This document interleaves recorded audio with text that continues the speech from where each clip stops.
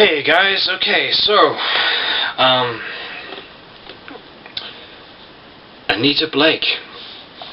A few months back I reviewed Guilty Pleasures by Laurell K. Hamilton, and that was the first book in the Anita Blake Vampire Hunter series.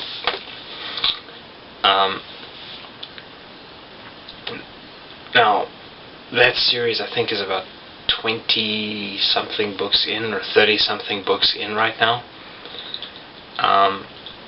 I've read a couple of them. I think I've read the first 4 books at the moment.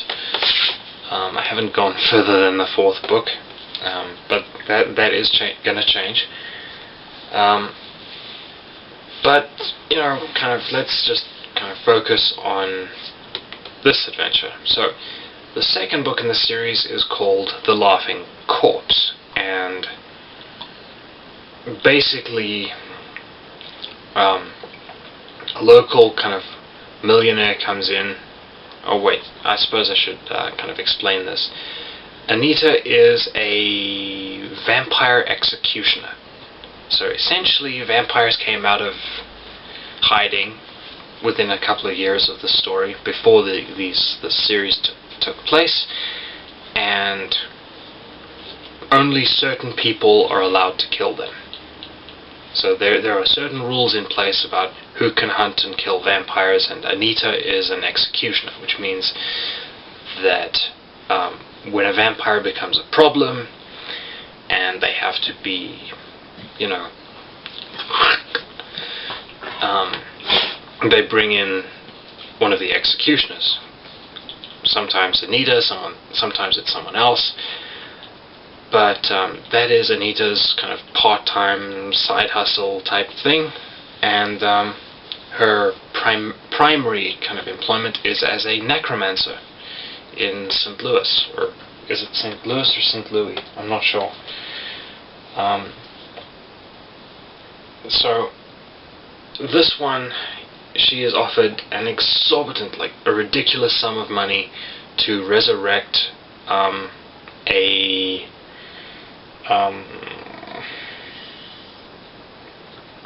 the ancestor of a local millionaire, and she refuses. The reason she refuses is that this particular ritual, resurrection ritual, requires a human sacrifice, and that's a big no-no. So she turns it down. She says, nope, not a chance. And then she also ends up investigating,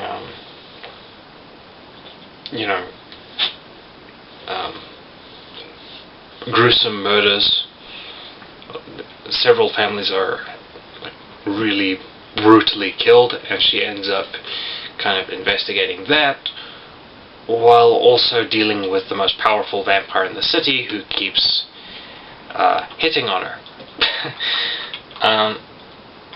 Again, much like in Guilty Pleasures, it's a game of cat and mouse, and Anita doesn't really come out unscathed. She has a number of very close calls.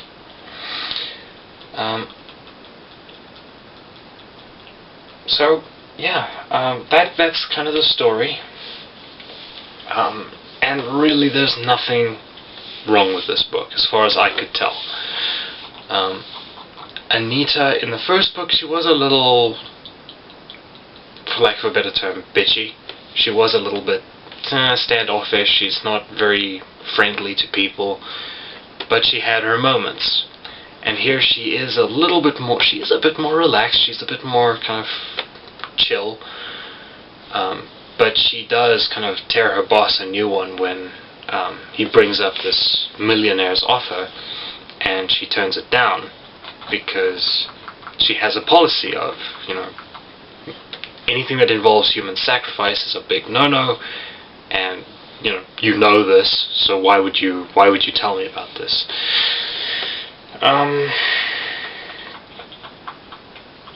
Now, having said that there's nothing to really dislike, the characters are all likable, everybody has their own personalities, and the story is well written, it's well paced, the humor is kind of a bit more on point with this one, which I really appreciated. But with all of that said, I was very wary about reading this book, and the reason for that is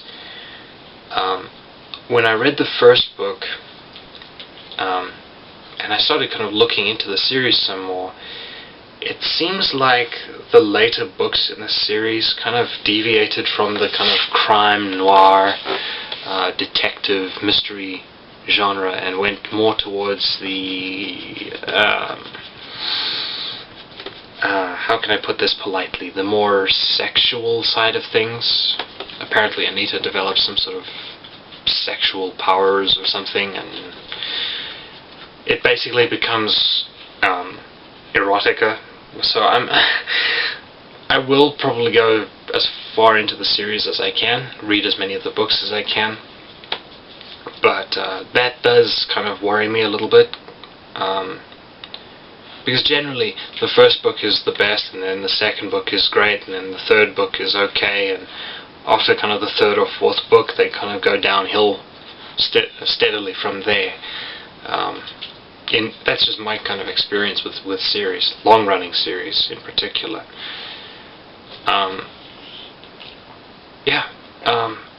But thankfully this book isn't like that. I was very wary of it, and I actually am very happy that I decided, you know what, stuff it, I'm going to read it and kind of see what I thought. It's an excellent read. It is the first sequel in the series, so I guess no surprise there, but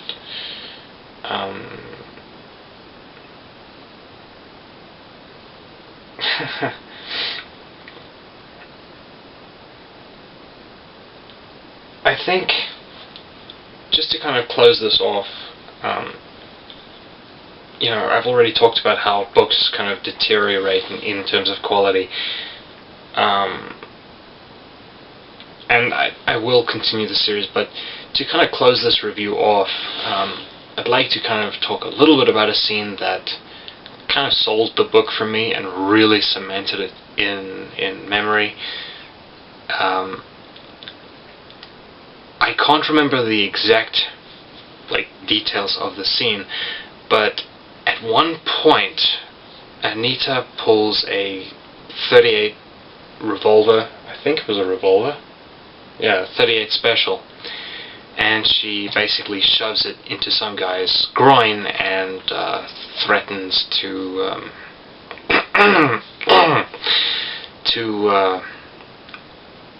well, let's just say she threatens to change his gender, to put it politely. And I mean, look, apart from the fact that it takes some serious guts to get that close to somebody and put a gun in that particular area, the dialogue in that sequence, although I can't really remember everything word for word, that was what sold it, was just that kind of very sharp, very not really witty, but it's not witty, but it's not overly gruesome. It's almost it's kind of like Dirty Harry with his you know, do you feel lucky thing, and then the end of that sequence, he does that whole speech, and in the first film he finishes the speech, and the bad guy kind of, you know, moves his hand away, and then he says, well, you know, hey, you know, I want to know, is the gun empty or not? And of course Harry pulls the hammer back and pulls the trigger, and the thing dry fires. There's no rounds in it. And you think when he cocks the hammer back and he lifts the gun, you think, oh boy, this thing's going to go off and it's going to kill the bank robber, and then it clicks. There's no rounds in the chamber, so it just clicks when he pulls the trigger. And the whole time he lifts the gun, and he's got like this very serious look on his face. As soon as the gun clicks, and you see the bank robber kind of flinch a little bit, you know, Clint Eastwood smiles and kind of laughs as he walks away. And that's kind of what this dialogue reminded me of, was that kind of, you know, the gun in the crotch is the "do you feel lucky" speech, and then the dialogue is kind of like that little laugh at the end of the sequence. Ugh. Sorry guys, I don't know what is going on with my throat tonight. Probably got something to do with shooting multiple videos in a single sitting. But I'm not going to spoil that particular sequence any further, partly because I can't remember it very well, and partly because I want you guys to kind of check it out and see for yourselves. So,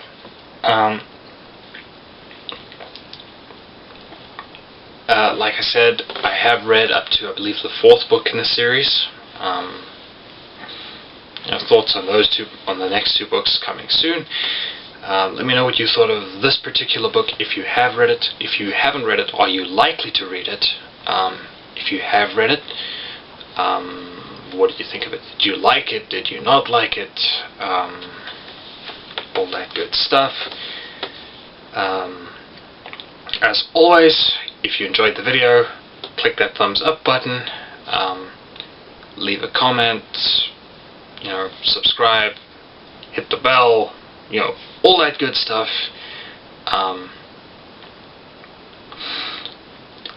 It's not, you know, I said this in the last video as well, but I think it kind of bears repeating. I've been trying to get used to kind of asking people to subscribe, because for the last, how long have I been doing this? I've been doing this since 2017-ish, on a consistent basis, and up until recently I hadn't really said, you know, like and subscribe and all that stuff. But, you know, I kind of feel like that is something I should at least get used to. So I'm trying to get used to it, and it feels kind of funny, quite frankly. But I think I'm getting the hang of it. So yeah. If you guys enjoyed the video, leave a like. And you know, of course, if you didn't like it, leave a dislike. You can leave a comment, as I said, and subscribe. If you do subscribe, make sure you have the bell thing clicked, so that when I upload a new video, you guys are notified. The uploads are very slow, they are very infrequent, but I'm kind of trying to up the pace a little bit and make things a little bit more consistent. With that said, there are certain things on the channel that have changed, and I've got some other things that I want to talk about regarding the channel. That stuff will be coming around pretty soon. I just need to kind of arrange everything logically so that I can put that video together without without doing this, where I'm stumbling and stuttering over my words. Okay, I guess that's everything. Thank you guys so much for watching, and I will see you in the next video. Cheers.